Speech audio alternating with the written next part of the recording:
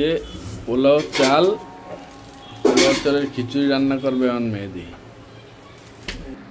এখন আমরা চুলায় এরকম কতটুকু তেল দিয়েছি সেটা তো দেখানো লাগবে। হ্যাঁ, পরিমাণ মতো তেল দেওয়া হলো চুলার।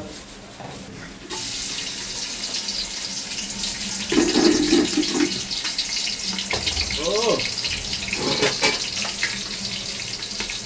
জানতো এদিকে তো চাল কোথায় কোথায় জানি ছিল, ওগুলা সব প্যাকেট থেকে অল্প অল্প করে বিভিন্ন রকমের চাল দরকার ছিল না, হয়তো তো বুঝবো না কতটুকু পানি দিতে হবে। খিচুড়ি হবে তো লেট কাটি আজকে আন্দাজের পরে একটা পানি দিয়ে দাও। চাল তো বিভিন্ন রকমের, চালের কোয়ান্টিটি তো বুঝলাম না, এটা তাহলে কি হবে আমাদের? চালের কোয়ান্টিটি প্রচুর আছে। এটা চাইলে আমি আশা করছি সকালবেলা আমিও খাতে পারবো। আমার তো মনে হয় না আপনি খেতে পারবেন। না পারবো, পাশের দোকান আছে ভাই না লাগে। কালকে সকালবেলা খিচুড়ি খাবো না, প্ল্যানটা পজ করে দাও। এরপরে আবার পরিমাণ মতো ডাল দিচ্ছি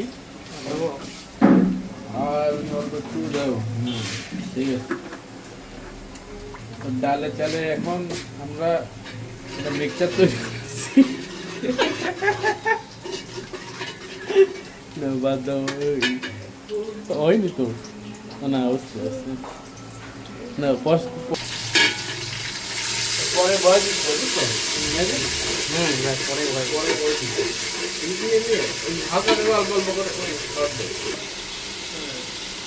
কি দিলাম তাহলে মশলা পাতি, জিরা, ধনিয়া, জিরার গুঁড়া, ধনিয়ার গুঁড়া, রাঁধুনি জিরার গুঁড়া, ধনিয়ার গুঁড়া। বাবু সিকিউর একটু দেখাই, বাবুকে দেখানো যাবে। বাবু ব্যাকগ্রাউন্ডে কাজ করবে।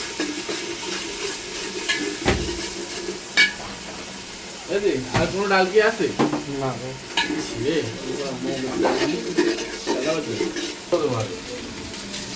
এই যে আমরা আজকে খিচুড়িতে আমরা ব্যবহার করতেছি রাঁধুনির কি মশলা, মশলা, মাংসের মশলা।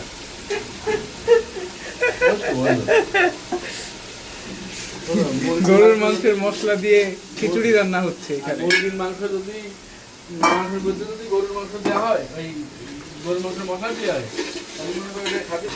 ও মশলা সেই কালার আছে।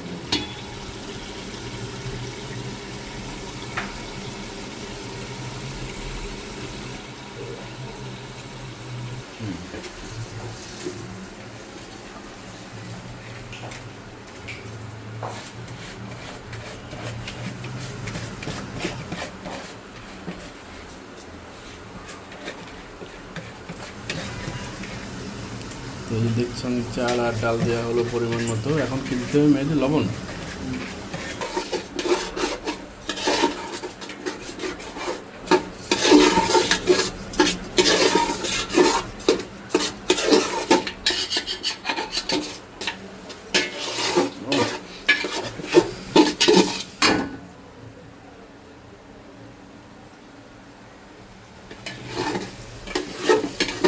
মোটামুটি কষানো হয়ে গেছে, এখন পানি দিয়ে দেওয়ার পালা। ভালো একটা সুন্দর স্মেল বেরিয়েছে। তাহলে মেহেদি পানি কতটুকু দিচ্ছ? দাও, লবণ টবণ দিছ তো? এইদিকে খালা কি রান্না করে গেছে আজকে? চিংড়ি মাছ দিয়ে ঝিঙা। খিচুড়ির সাথে আছে খালা রান্না করা মুরগির মাংস। দেখে তো খুব ভালোই মনে হচ্ছে আজকে পিসগুলো। ঠিক আছে, তাহলে এরকম ঢাকা থাক, খিচুড়ি যখন শেষের দিকে আসবে।